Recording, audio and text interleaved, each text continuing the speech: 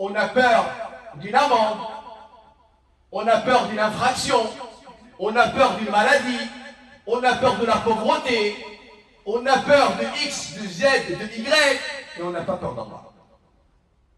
On n'a pas peur d'Allah, parce qu'on n'a pas la grandeur d'Allah dans nos cœurs, parce qu'on ne connaît pas Allah. Parce qu'on ne connaît pas Allah.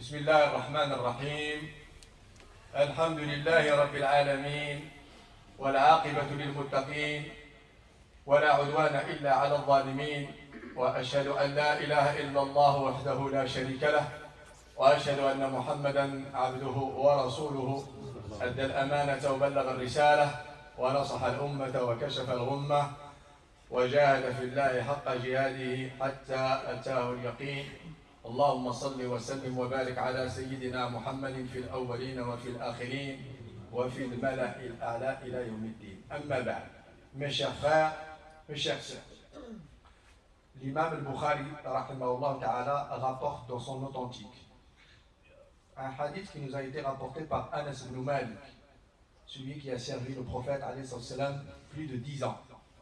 Il est toujours auprès de Rasoul alayhi salam. Anas ibn Malik dit: certes, vous faites des actions qui sont à vos yeux plus fins qu'un cheveu. Innakum la ta'maluna a'malan. Certes, vous faites des actions qui sont à vos yeux plus fins qu'un cheveu. Kunna, nous étions, nous les considérions, ces actes et ces actions que vous commettez, que vous considérez comme étant plus fins qu'un cheveu, on les considérait comme étant les destructrices. Minal mubiqat, les mauvaises actions qui détruisent l'être humain. On les considérait comme étant des grands péchés énormes. À l'époque du prophète, alayhi salatu wassalam, ces mêmes actions que vous considérez aujourd'hui comme étant plus fins qu'un cheveu, on les considérait comme étant parmi les péchés capitaux. On les considérait minal mubiqat. D'ailleurs, le hadith qui parle de l'mubiqat, de Rasoul sallallahu alayhi wa sallam, quand il parle de l'muhlikat et de l'mubiqat, quand il parle des péchés capitaux, il parle de l'associationnisme, le délaissement de la prière, il parle de le fait de tuer une âme, le fait de pratiquer de la sorcellerie, il parle dans une autre version de la fornication, dans une autre version il parle de riba, et ainsi de suite. Eh bien ces actions-là que vous considérez aujourd'hui comme étant minimes à vos yeux, nous on les considérait comme étant des péchés graves. Et il se permet à Anas ibn Malik, il a le droit de le faire bien évidemment en tant que compagnon du prophète alayhi salam, et il s'adresse à qui? Aux disciples des compagnons qui sont des tabi'in. Ça veut dire que le niveau religieux pendant la période des tabi'in était quand même assez élevé. Les meilleurs hommes qui ont compris la religiosité, le dogme, la pratique religieuse étaient les compagnons du prophète alayhi salam, suivis bien évidemment par les tabi'in, les disciples des compagnons qui ont une très bonne compréhension de din. Et malgré ça, subhanallah al-azim, Anas ibn Malik, lorsqu'il voit cette décadence, lorsqu'il voit cette régression, lorsqu'il constate cette marche arrière de l'époque des compagnons à l'époque de tabi'in, en sa présence, radiyallahu ta'ala, il dit: mais vous commettez des actes que vous considérez à vos yeux comme étant plus fins qu'un cheveu. Ces mêmes actes-là que vous commettez maintenant et que vous banalisez, on les considérez comme étant des péchés graves. Kunna na'udduha ala ahdi Rasulillahi sallallahu alayhi wa sallam min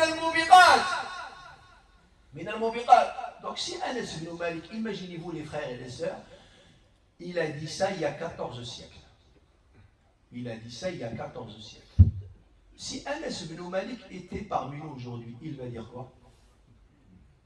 Que va-t-il dire? Nous qui avons mélangé le halal et le haram, nous qui prêtons plus d'attention aux ordres d'Allah, nous qui paniquons plus lorsqu'on désobéit à Allah, nous qui sommes dans l'insouciance totale lorsqu'il s'agit d'un éloignement et du fait de s'écarter du rappel d'Allah et de laisser derrière notre dos le Coran et le Karim et la Sunna du prophète alayhi salam. Le constat et le diagnostic de Anas ibn Malik qui fait il y a 14 siècles auprès des tabi'in, comment va-t-il être ce même constat à notre époque lorsqu'il va parler de notre état? J'ai même l'impression de dire, subhanallah al-alim, que Anas ibn Malik qui serait venu là en 2022, il serait parmi nous et il chercherait les musulmans. Dire, mais ils sont où les musulmans? Où sont-ils? Ceux qui sont de confession musulmane? Est-ce qu'il arrivera à le reconnaître? Et de dire, ouais, mais effectivement, vous avez les mêmes convictions que nous, vous avez les mêmes pratiques, et vous êtes dans la même éthique et ah, vous êtes la communauté du prophète Mohammed alayhi salam. Le constat de la dégradation, il est grave. Il y a un éloignement du Coran énorme, un éloignement de la Sunna énorme, un éloignement de la rectitude et du droit chemin énorme et très grave. Et c'est pour ça qu'il faut se ressaisir. Il faut se ressaisir et d'avoir une autre lecture. Que disent les savants de l'islam à propos de ce hadith? Pourquoi arrive-t-on à ce niveau-là, mes frères et mes sœurs, le fait de voir les péchés à nos yeux plus fins qu'un cheveu? Vous savez pourquoi? C'est quand on a perdu d'abord la grandeur d'Allah dans nos cœurs. Allah, il n'est pas grand dans nos cœurs. Dans nos cœurs, on n'a pas la grandeur de Dieu. On ne ressent pas la puissance d'Allah. On a donné de la valeur à tout. À la maison, à l'argent, à la richesse matérielle, à la notoriété, à la célébrité, à ce que vous voulez. Sauf à Allah. En fait, on a inversé la ilaha illallah. Nous avons inversé le sens de la ilaha illallah. La ilaha illallah, ça veut dire on fait une négation sur toutes sortes de divinités. Vous voyez? Et on témoigne de la divinité d'un seul divin, d'un seul Dieu, unique, seul et sans associé. C'est le plus grand. Vous voyez, c'est lui qui attribue la vie, la mort, c'est l'omnipotent, c'est l'omniscient. Et bien, subhanallah al-alim, maintenant, ces attributs et ces caractéristiques, on les a attribués à tout le monde, sauf à Allah. La dernière chose à laquelle on pense. Allah subhanahu wa ta'ala. Et c'est pour ça qu'il n'y a plus la crainte d'Allah. Il n'y a plus la crainte d'Allah. Il n'y a pas la peur d'Allah. On a peur d'une amende. On a peur d'une infraction. On a peur d'une maladie. On a peur de la pauvreté. On a peur de X, de Z, de Y.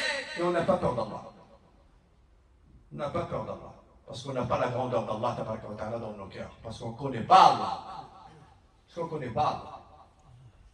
Et c'est pour ça qu'on, non pas seulement on se permet de lui désobéir, mais quand on lui désobéit, on minimise la désobéissance. On dit oui, je t'ai désobéi, mais c'est pas grave ce que je viens de faire.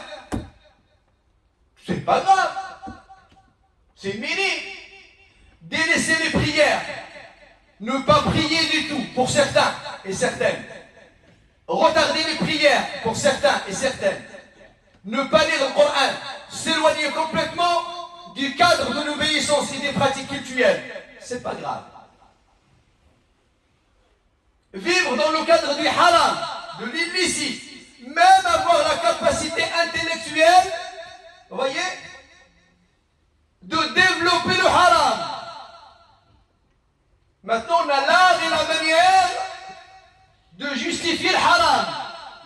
On tient un langage pour pouvoir se donner des excuses, vous voyez, pour pouvoir rester dans la désobéissance d'Allah. Nous avons légiféré le riba, nous avons rendu halal le riba, il y en a même qui ont rendu halal la fornication et le zina, le copinage, sortir avec, c'est pour faire connaissance, pour avoir un mariage meilleur, et ainsi de suite. On a rendu halal les interdits d'Allah. On a l'audace d'émettre des fatwas maintenant. On s'égare tellement qu'on a pris le statut du mufti et on commence à modifier Shara Allah. Et on commence à modifier le Coran et à modifier la source de la sunna du prophète. Quand j'entends des personnes dire ouais, mais la cigarette c'est pas grave. La cigarette, mon frère, avoue et reconnais que tu es éprouvé par un interdit d'Allah et arrête de modifier la loi d'Allah. N'y touche pas. N'y touche pas. Eh, chicha. Moi j'ai entendu que c'était pas haram, moi. Pourquoi ça serait interdit? Monsieur, il a la capacité, subhanallah, religieuse et théologique d'émettre une fatwa sur chicha. D'autres même sur la drogue. D'autres, ils ont la capacité de parler des ballons et des petites capsules. Le nouveau remède des jeunes. Ils fument des ballons maintenant pour pouvoir anesthésier leur cerveau et s'absenter totalement, tout en sachant qu'on est déjà absent. On est déjà absent. Il n'y a pas la raison, il n'y a pas le niveau intellectuel, il n'y a pas la sensibilité, on est déjà absent. Arrête d'accentuer ton absence. Et malgré tout ça, subhanallah, pourquoi ça devient complètement répandu au sein de la société et au sein de nos quartiers? C'est parce que nous avons banalisé le péché. On ne donne plus d'importance et on ne considère pas le péché comme étant une désobéissance. Tu luttes contre Allah. Tu luttes contre Allah. Tu t'inscris dans l'opposition de Dieu. Voilà comment tu devrais voir la désobéissance et l'illicite. Et on est devenu audacieux. Audacieux. Vous voyez? On ose désobéir à Allah avec facilité. Et le problème le plus grave, c'est le jour où on a eu la possibilité de commettre une obéissance, une bonne action, et bien on l'amplifie tellement et on lui donne tellement de l'importance, elle nous donne un sentiment de vertuosité, de droiture, et on devient élu d'Allah Ta'ala. Et cet état d'esprit nous fait oublier complètement tout l'éloignement dans lequel on s'est inscrit auprès d'Allah. Quand on fait une bonne action, on l'amplifie. Masha'Allah, j'ai prié aujourd'hui. Je suis quelqu'un d'important, je suis vertueux, je suis quelqu'un de très spirituel, je suis un homme droit parce que j'ai fait une action. Mais j'en ai fait des milliers et des centaines qui vont complètement à l'encontre de ce principe-là. Et je ne ressens rien du tout. Je ne ressens aucun éloignement de Dieu. Je ne ressens aucune régression. Je normalise la chose. Allah yastanna wa iyyakum. Allah yahfadna wa iyyakum. عباد الله إن الله وملائكته يصلون على النبي يا أيها الذين آمنوا صلوا عليه وسلموا تسليما صلى الله عليه وعلى آله وصحبه وسلم تسليما كثيرا وارض اللهم عن الخلفاء الأربعة وعن الست الباقين من العشرة اللهم انفعنا بمحبتهم واحشرنا يا مولانا في زمرتهم اللهم اغفر للمؤمنين والمؤمنات المسلمين والمسلمات الأحياء منهم والأموات ربنا اغفر لنا ذنوبنا ويسر لنا أمورنا واختم بالباقيات الصالحات أعمالنا ربنا عجز الطبيب فداونا وفسد الزمان فنجنا وضعفت حيلتنا فقومنا اللهم أرنا الحق حقا وارزقنا اتباعه وأرنا الباطل باطلا وارزقنا اجتنابه اللهم وفقنا لما تحبه وترضاه وترضى بعنا يا ذا الجلال والإكرام اللهم حبب إلينا الإيمان وزينه في قلوبنا وكره إلينا الكفر والفسوق والعصيان واجعلنا اللهم من الراشدين اللهم آت نفوسنا تقواها وزكها أنت خير من زكاها أنت وليها ومولاها برحمتك يا أرحم الراحمين يا رب العالمين اللهم اصلحنا واصلح شبابنا وشباب المسلمين أجمعين اللهم ردنا وإياهم إلى دينك ردا جميلا واجعلنا وإياهم لأوامرك ممتثلين ولسنة نبيك من التابعين اللهم احفظ واصلح نساءنا وبناتنا وزوجاتنا ووفقهن يا ربنا للحياء والحشمة والحجاب واحفظهن من كيد الكائدين ومن مكر الماكرين أنت خير الماكرين اللهم احفظ واصلح شيوخنا وشيوخ المسلمين أجمعين إنك على كل شيء قدير وصل اللهم وسلم وبارك على سيدنا محمد وعلى آله وصحبه أجمعين سبحان ربك رب العزة عما يصفون وسلام على المرسلين والحمد لله رب العالمين وقوموا إلى الصلاة